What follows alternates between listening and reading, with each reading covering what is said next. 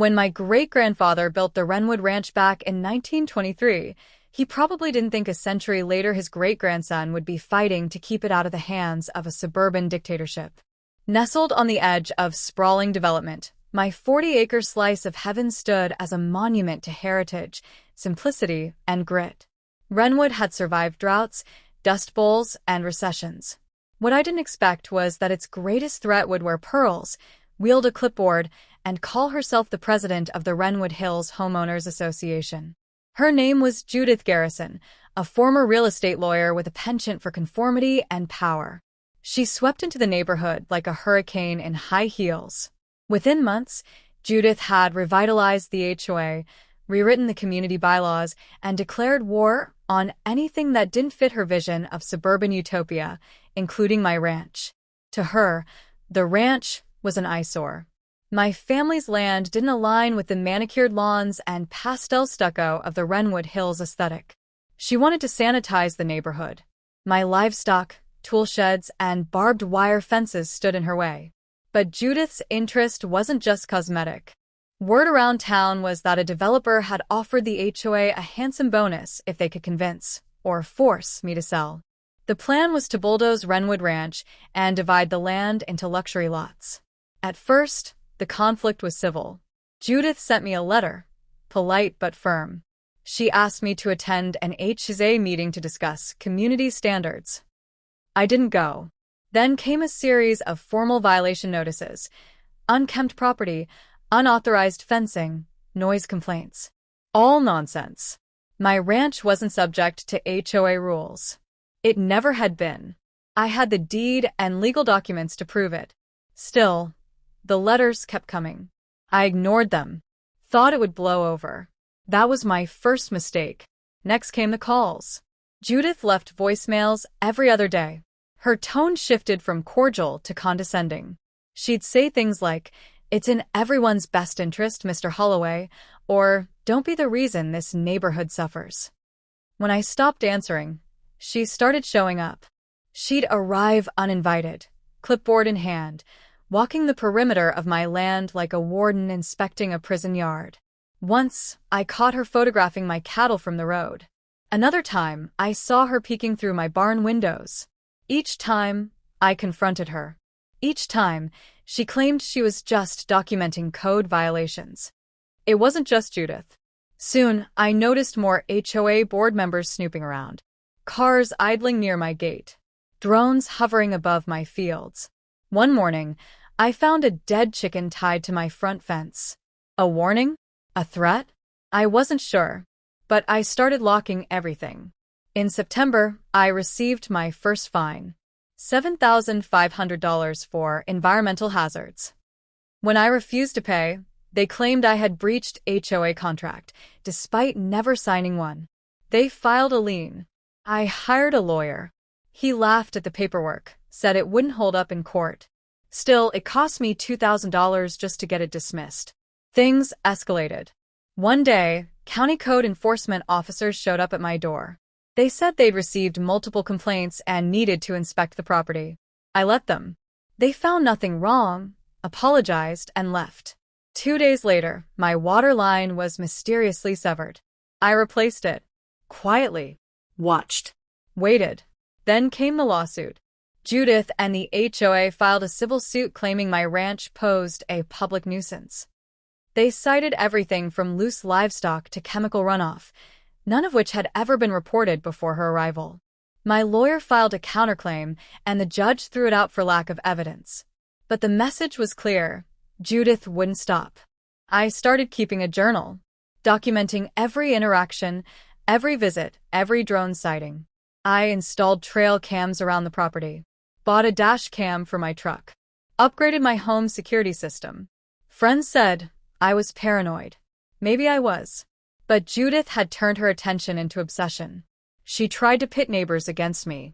She told them I was dangerous, that I had violated safety protocols, that I was bringing crime to their doorstep. She waved my old bar fight arrest around like a red flag. What she didn't know was that I had roots here deeper than hers could ever go. My grandfather helped build this town. My father died on this ranch. I wasn't going anywhere. Still, I felt the isolation creeping in. Stores I frequented stopped greeting me. My regular mechanic started charging extra. Parents pulled their kids away when I walked past the park. Judith's smear campaign was working. Then one morning in mid-July, I found a city notice pinned to my barn door. A zoning review had been requested on my property, by name. If the change went through, I'd be restricted from running livestock operations. I knew who was behind it. I drove to the HOA office, parked right in front, and walked into their little suburban bunker with a file full of documents and rage in my heart. Judith was there, sipping coffee, surrounded by a gaggle of sycophants. "I want this withdrawn," I said, slapping the city notice on her desk. She didn't flinch, just looked up and smiled. "You're making this harder than it has to be, Jackson. Sell. Retire. Let us move forward. I'm not going anywhere." She leaned in. "Then you'll regret it." I left, fuming, but I didn't realize just how far she was willing to go. That night, I spotted headlights in my pasture, grabbed my flashlight, and headed out. It was Judith's SUV.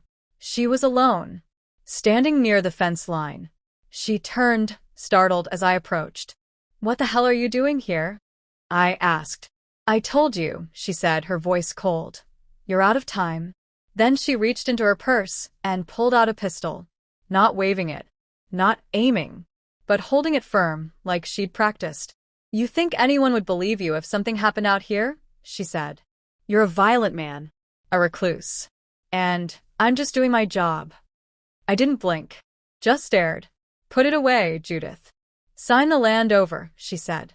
"Do it now, and maybe I forget what I saw tonight. I've got trail cams, Judith. Video. Audio. You just made the biggest mistake of your life."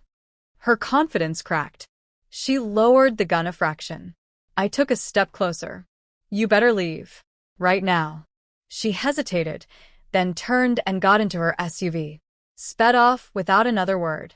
I stood there for a long time, under the moonlight, heart pounding, fists clenched. That was the night I stopped defending my land and started planning to take Judith Garrison down. After the night Judith pulled the gun on me, something in me changed. It wasn't fear, it was resolve. I'd been pushed, prodded, threatened, and lied about. But now she'd crossed a line no neighbor, no person, should ever cross. The local sheriff didn't do much when I reported it.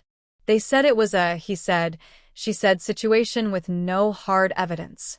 Lucky for me, I had trail cam footage. You couldn't see the gun clearly, but her voice was caught on audio. That line, "Sign the land over and maybe I forget what I saw tonight," was as good as gold. It wasn't enough for an arrest, but it gave me leverage. And leverage, I'd learned, was the only thing someone like Judith respected. I didn't confront her again. Not yet. I needed a plan. Something bigger than a counter lawsuit or a complaint. Judith wasn't just a bully, she was a tactician. A strategist. And she held the HOA board in a vice grip of fear and influence. So I started watching her. First, I did what she had done to me. Surveillance. I planted more trail cams on the edge of my property, overlapping the fence line. I documented every time her SUV drove by, which happened more often than I expected. She would slow down, as if checking for weak spots in my perimeter. I dug into the HOA's financials, public documents, if you knew where to look. I found irregularities. Landscaping charges for homes that didn't have yards. Maintenance bills for gates that hadn't been repaired in years.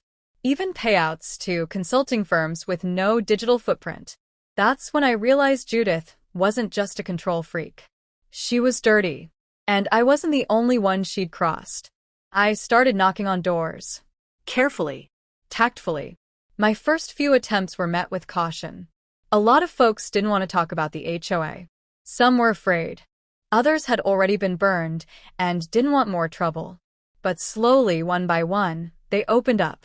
The Morrisons, an elderly couple down the road, shared how Judith fined them $3,000 for a non-compliant awning, even though it had been approved 5 years earlier.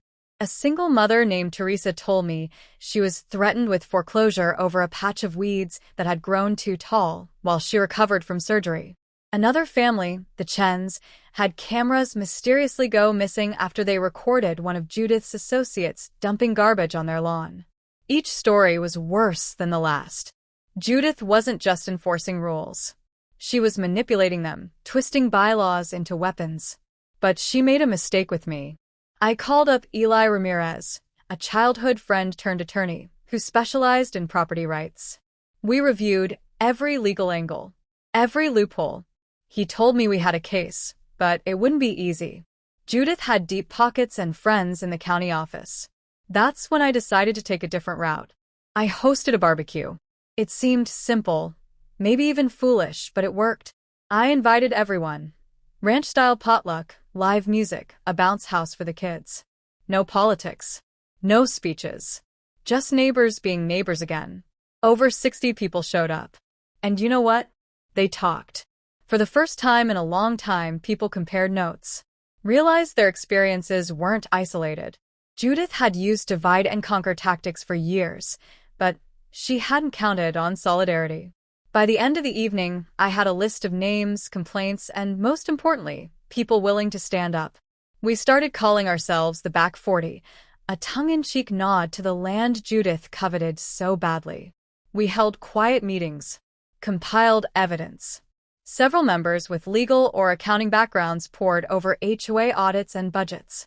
A tech-savvy teenager named Kyle created an anonymous website where we posted redacted testimonies, scanned documents, and eventually, my trail cam audio.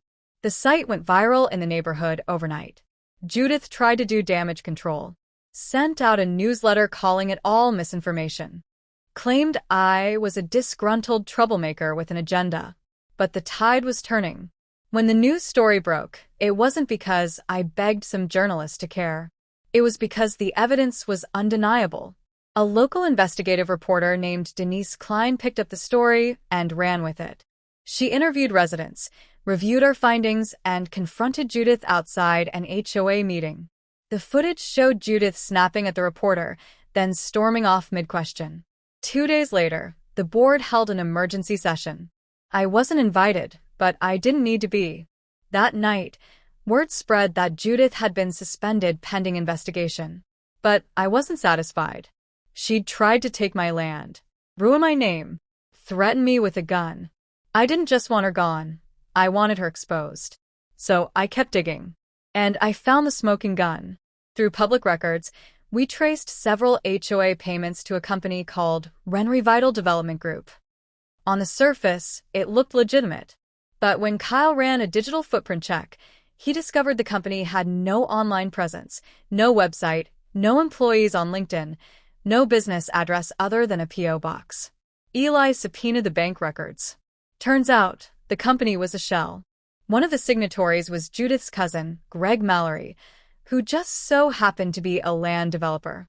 We cross-checked it with HOA meeting minutes and noticed that every vote involving Renry Vital passed unanimously, with Judith pushing the agenda.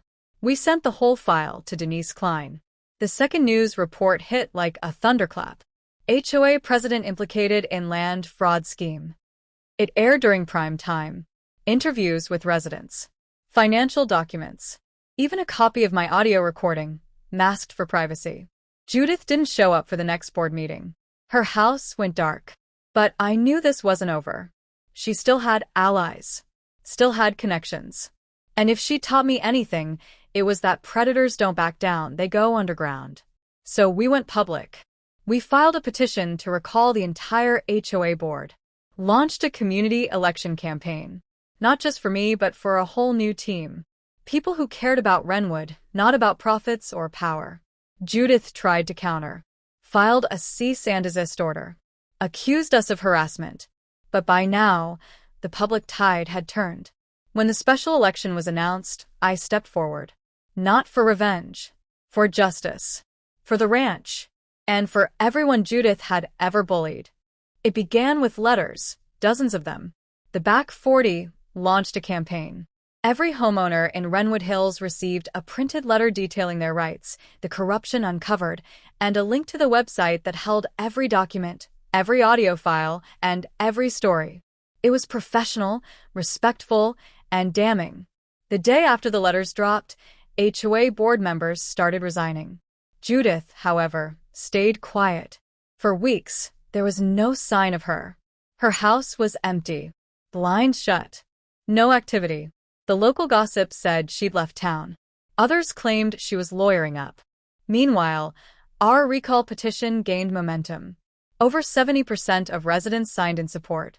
The county scheduled an emergency town hall. I walked into that meeting with a binder under one arm and fire in my gut. The hall was packed.